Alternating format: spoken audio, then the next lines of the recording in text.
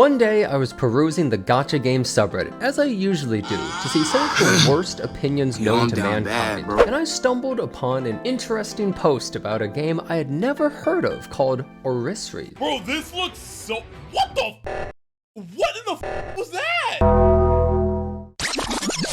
This post described a game that was male player oriented, multiplayer PvP, where you pull characters, train them, assemble an army, take land, and battle in a giant world map for glory. Oh, and it's also an NTR hentai game from Taiwanese devs. And if you watched my previous video, you'll know that that was kind of a crazy time to be releasing something like this. So basically, it's a simulation war game where when your heroes and armies are defeated, they can sometimes be captured by the enemy in their dungeon and, well, you get cucked. There's even rewards for this, where you not only deny the opponent using their hero for a time since they're busy, but you also get items that can be used to raise the affection of your characters. Now, this alone wouldn't have gotten me to play the game since, alright, there's plenty of hentai games that have been made. I've never played one before because I have plenty of options. Oh no. Well, buckle up, because this game has a catch. While it does have many attractive females, it also has male characters. That's right. I'm sure you can see where this is going. You can also capture the opponent's men in your dungeon. And well, let's just say love in deep space is popular for a reason.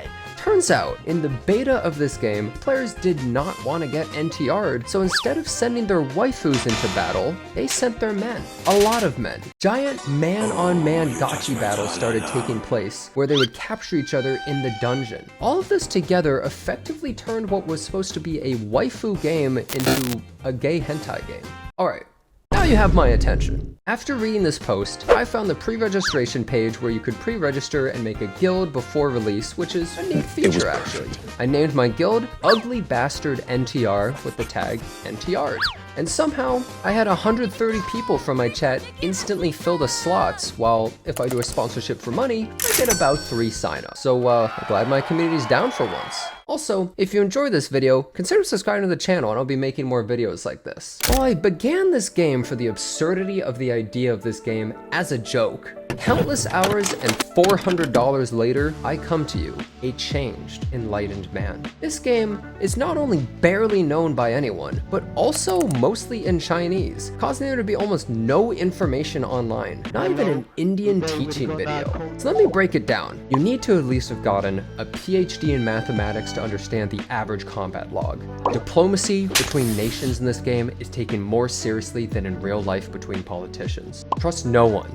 Spies enter guilds or Discord groups to get information to feed to their homeland. A leader must be able to command at least 100 people in their guild and manage multiple battlefronts at once, while strategy must be used to protect and build guild forts to extend your army's reach. Characters have entire skill trees with stats that seemingly make no sense how they actually operate, or what each point is actually doing with so little understanding of how combat really works. You spend thousands of dollars to become strong? 3 low-level rats outmaneuver you, tiring out your armies before they can even fight. You brought an infantry troop into the wrong unit? Shit. Dead. You brought your strongest team with your best unit composition possible? Your hero missed a 40% proc chance 10 times in a row and got stunned, defeated, and is now in your opponent's sex dungeon. Enjoy that 8 hours of sleep you just got? In that 8 hours, another nation just attacked your stronghold, took it, destroyed all your forts, and took a third of your nation's land. This is the amazing game of Orisries. Probably the hardest gacha game I've ever played, but also one of my favorites. PvP gachas are rare, as the average gacha player can't really handle not being #1 in their own personal bubble or have any real chance of failure. But in this game, you can get your entire nation wiped out and your waifus captured pitifully, waiting for the end of the season so you can try again. There are 6 major nations of Orisries. Shenzhou, which represents China, Izumonokuni, which is Japan, Utopia, which is Russia, the Republic of Erin, which is some of Europe, the Holy Church, which is the Vatican, and the Kingdom of Mist, which is the land of the free, America, brother. I, of course, chose the Utopia nation, which represents my true motherland. Living in the harsh, snowy wilderness, we've become something more than common men, and with copious amounts of rock and iron, a strong industrial industry. However, due to scorched earth tactics, we have no food, and so our people starve. I simply fight for my comrades and our glorious leader.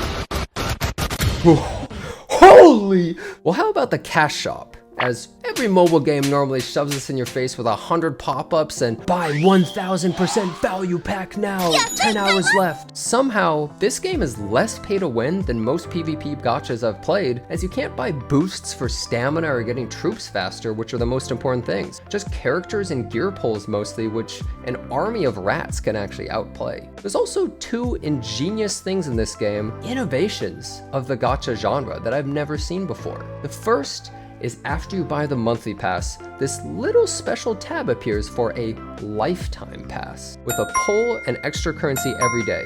As I know I'm a Coomer for life, it was an instant purchase for $50. The second is anti-cuck protection, $10, and you can buy this cool little item where your waifu cannot ever be captured by the enemy for the rest of the season. This singular purchase will make them more money than every Concord copy sold would've. Would you rather protect 4 of your waifus from the lustful enemy commander or purchase 1 dog? I sure as hell ain't using these to protect dogs.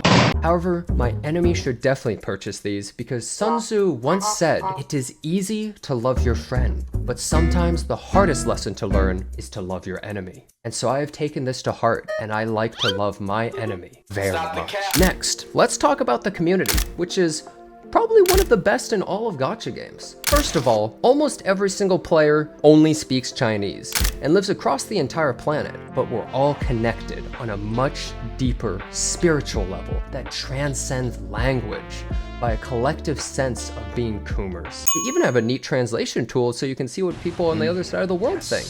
Neat. However, there was a time where the translation tool accidentally translated someone excited about Black Myth Wukong as a racist paragraph, who was then reported and complained in all chat. Beta players for Orisries would also actually help others in all chat or in Discord as well. Some would even set up forts as brothels for trading characters to one another to unlock the hentai scenes, essentially self-cucking themselves. When the game began, every English speaker was in Russia, as we were all comrades. But eventually, beta players of Orisries all chose America and began to take over the entire world for oil. They spread across the entire map, taking every stronghold, and nobody could fight back as they had advanced so quickly with their superior knowledge and teamwork. But then, a great schism occurred, and some of their army changed nations to Europe to even the odds and fight back. Deep-seated betrayal and hatred existed between the two, and both would often contact us to screw one another over. I didn't really know players would get this mad over a hentai gacha game, but okay. However, one hero joined our nation who mostly spoke Chinese. He changed his name to Pronoun as he knew that that's all English speakers care about now, and he taught us everything we know. He turned a nation of savages into modern men. He became our king.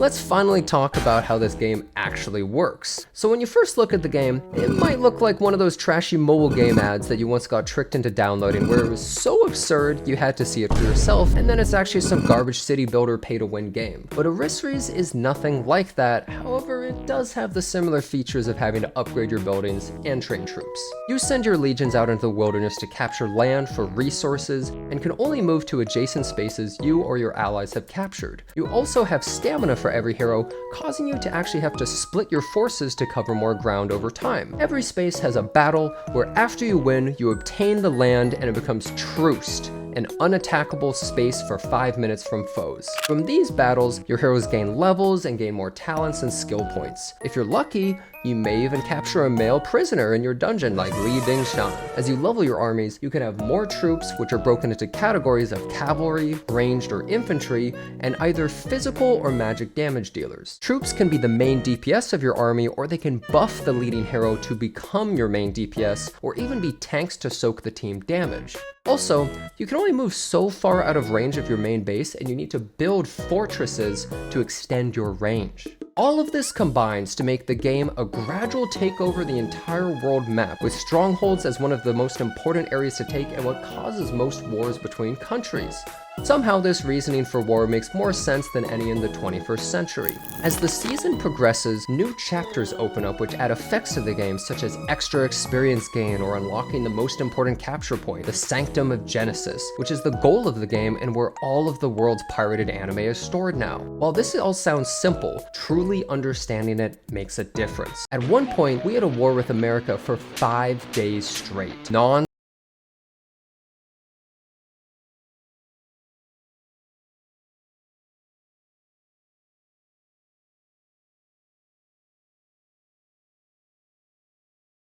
Every time our God King pronoun would move, the enemy would scatter like bugs, afraid of his power and wallet.